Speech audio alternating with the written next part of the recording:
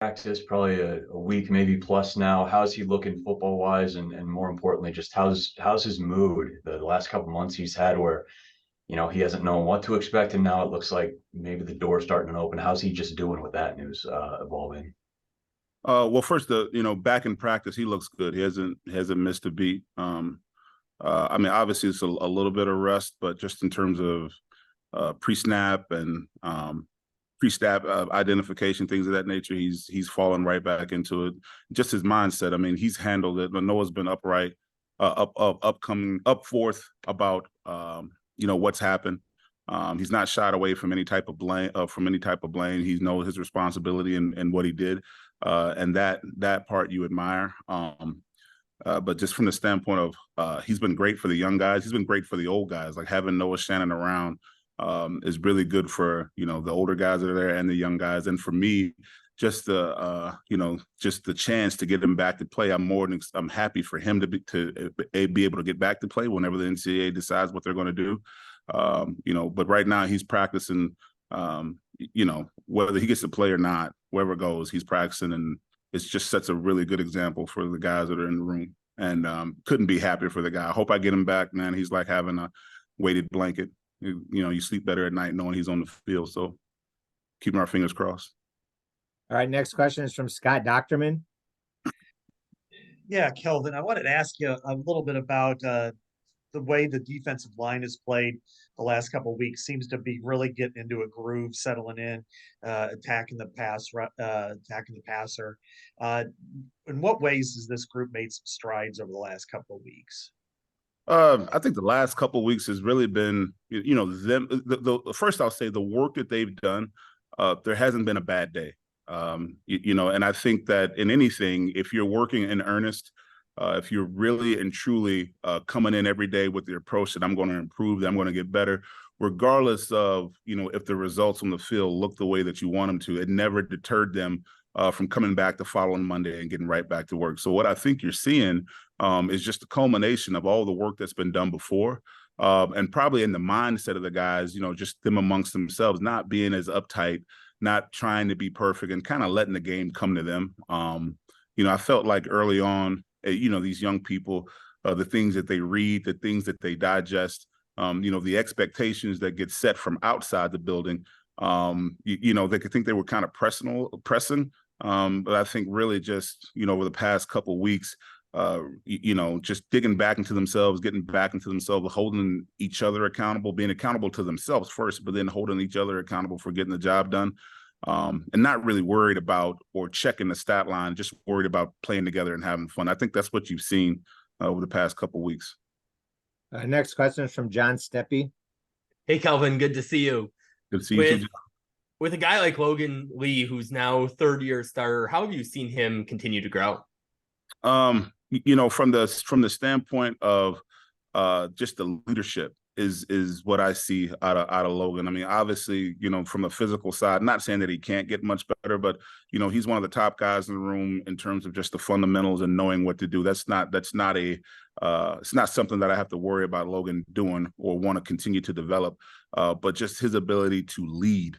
And in a team sport, it's not enough to just be worried about your own individual behaviors and your own individual performance if you're going to play in a team sport. And that's where he's really, I think, grown over the past 3 years. Is he knows that he alone is not enough, that the standard that he holds himself to, he needs to hold his teammates to it as well, regardless of it's on the defensive line, in the defense, or just on the team. So that's where I've seen him grow the most, just the accountability, not just to self, but being confident enough to hold others accountable too. Next question is from Chad Leistico. Hi, Kelvin. Was YA able to practice today? And if you have to go without him on Saturday, whether you do or not, who are guys that you trust on the field to fill in a defensive tackle after Lee, Black, Graves, and a little bit of Pittman? Yeah, well, he did not go today, but, that doesn't mean that he doesn't play. I mean, last week I didn't see Joe Evans until Saturday morning. So, it's kind of one of those things that happens in terms of who steps in. The thing gets absorbed. It gets absorbed. And, whether I've been playing with 4 guys, I've got no problem playing with 3. I think Aaron Graves can step in and do a good job. I trust Pittman, as the next guy in. Guys after that, you talk about Luke Gaffney, you talk about Ontario Thompson. They're not quite ready yet. But I feel very confident in the three guys that have practiced this week. And, I think that's how we'll get that done. If he can go or if he can't go, those guys will absorb that void. Next question is from Tyler Cashman. Hey, Coach, how are you doing? Great.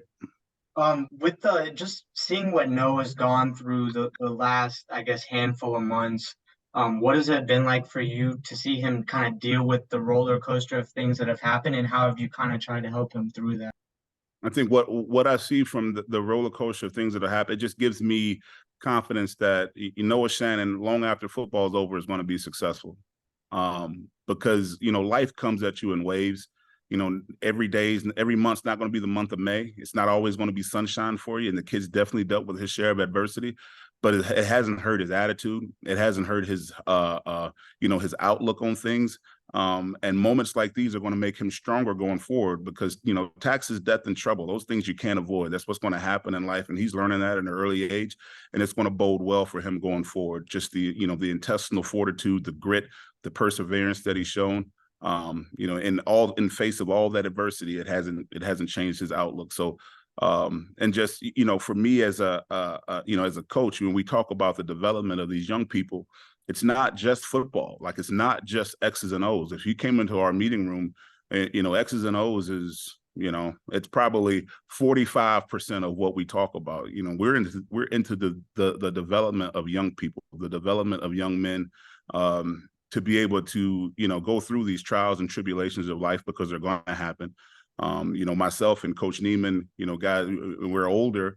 We've already lived the days that these kids are living through right now. So, we just try to share, our experiences from times where we've been disappointed, where times where we felt wrong, and, just try to help those guys navigate through it. Next question is from Adam Jacoby. Hey, Coach Bell, appreciate your time today. Right. The defensive line held Wisconsin's running game to, I want to say, was 103 yards, and the Badgers came into that game leading the Big Ten in rushing. Did you expect a performance like that, holding that running game in check? And also, how would you evaluate their performance? First, I'll get to Wisconsin first off. That's always a challenge. I got a text from a friend. And he congratulated me on the win and how the guys played. And Wisconsin's always, she said that Wisconsin is always a barometer, of the line of scrimmage, and if it's healthy or not, because of how they play. And I know they've changed their system around a little bit, but those are still the same guys, some of the same guys that we've played the last 3 years. So, we always go into the game knowing that we need to stop the run, knowing that we need to neutralize the run game, and how we do that is, I think, extremely unique to Iowa in terms of the way that we play. So yeah, just to be able to limit the run game as much as we did, with as big as that offensive line is and as talented as the running back is, I think that's a step in the right direction for. It bodes well for the rest of the defense if we can take that away. And then how I think they perform. I'm a tough critic on these guys. I still think there's a lot of meat on the bone that we left in that game. A lot of meat on the bone, and I think we can be so much better. I'm happy with the result, but I don't ever want these guys to become complacent or think they've arrived and think that was good enough, because it's not. I'm glad we won the game. I'm glad we got the trophy back, but the top of one mountain is the bottom of the next. So we're on to Minnesota. Thanks a lot. Next question is from Mitch Vick. Coach, we haven't seen a ton of Brian Allen this year, but boy, that kid's day, he had 4 or 5 plays where your eyes just go wide. He seems like when he does get his opportunity, he is really going to be something. What has his progress been like now that we've gotten the fall? He's a young player that's young and growing. I talk to my guys all the time about consistency. Talk to my guys all the time about confidence. And we live in a culture right now where, because of social media and videos and stuff, anyone can take a snapshot and try to make a novel out of it. He had a really good kid's day. And he's a kid that's progressing. I enjoy having him here. I think his future's bright. He's got a chance to be a really good player here. He's got to keep progressing. He's got to keep focusing on the finer details of how we play football, so that he can fit in that mix in the future. Next question is from Scott Docterman. Kelvin, I want to ask you about Minnesota. Last year, there's no Mo Ibrahim, and a couple of their better players are in the NFL, but they still have that physical style of play. They still like to run inside zone. They would still do their kind of pitch, which is kind of unique. But what challenges do they provide you, your unit, and how do you prevent from, what happened last year? I mean, 300 yards was probably not exactly what you wanted. Yeah, that's it. 300 yards is not what we want. I think the year before they were 186. We don't want that. I think the year before they were 150. We don't want that either. They do a really good job. Their offensive line coach, Coach Callahan, outstanding coach. And what they've done is they've really simplified their run game. And it goes back to the quote. I said a quote, a couple of years ago, Bruce Lee about, practicing one kick 10,000 times instead of 10,000 kicks. They've got one kick, and they practice the hell out of it. They do a really good job at it.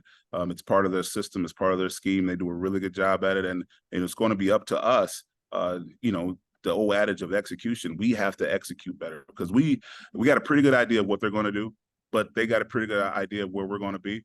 And, nose to nose, eye to eye, it's going to be the guy that has the most grit and the guy that can get off block and make a play that's going to be successful, or for their standpoint, staying on us so that we can't do it.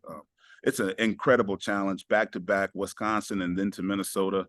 The things are at stakes in terms of the rivalry games and things of that nature. But, the challenge for us is to, the last three times we played these guys, I think they've won the line of scrimmage.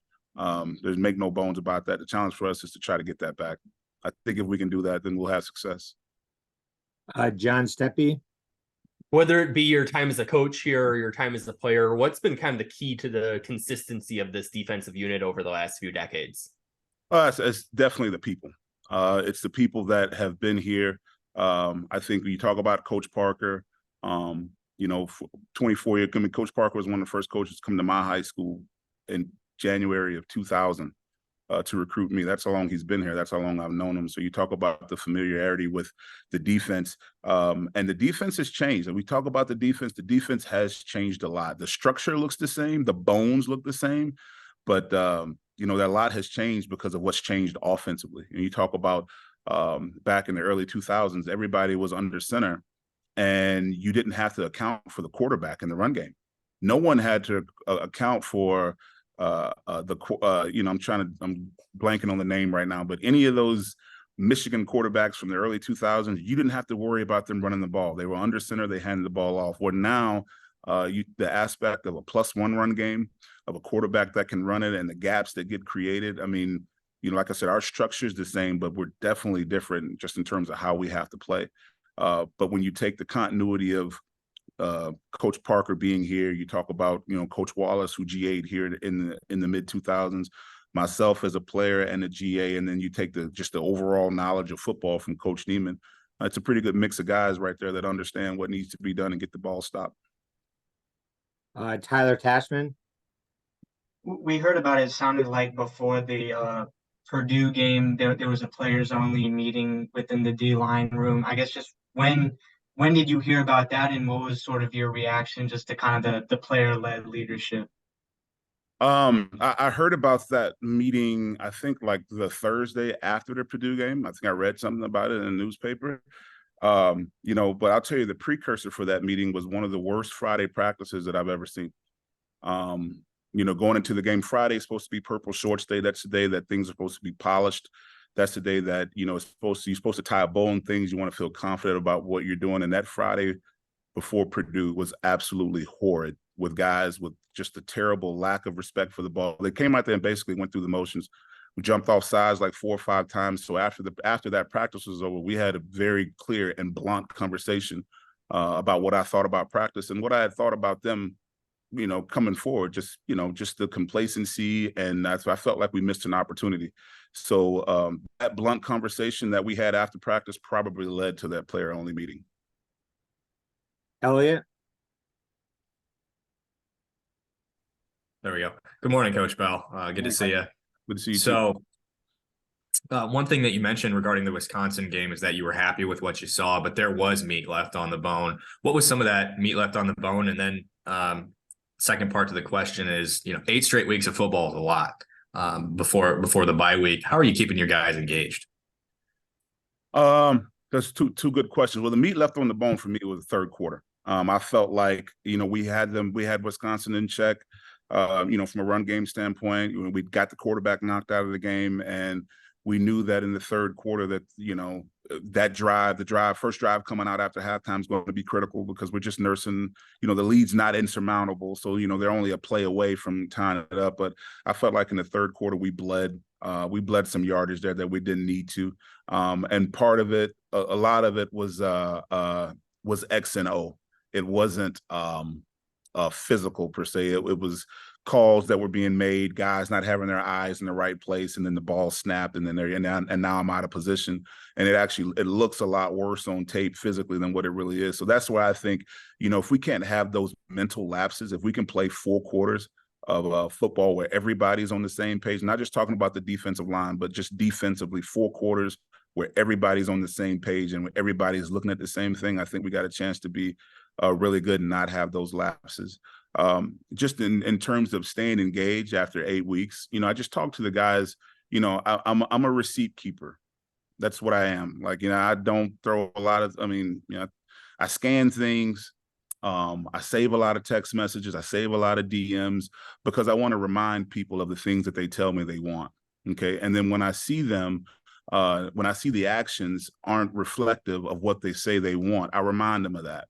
So you can think about that just in your personal life, things that you want to achieve, things that you say you believe in, but I'm also watching what you do. So I just, just a constant reminder to the guys, hey, you set these goals in the off season. These are the things that you want to achieve. What it's going to take to get that done. Okay. And if you're not willing to do that work, if you're not willing to do the work to go get the things that you say that you want, then stop talking. Stop talking about it. Okay. Don't talk about it, be about it. So it's a very mature take, I think. But the challenge is if you want to be mature enough and be disciplined enough to go get it. All right, Kelvin, thank you very much for your time this morning. All right. All right. Thanks, guys. Thanks, Coach.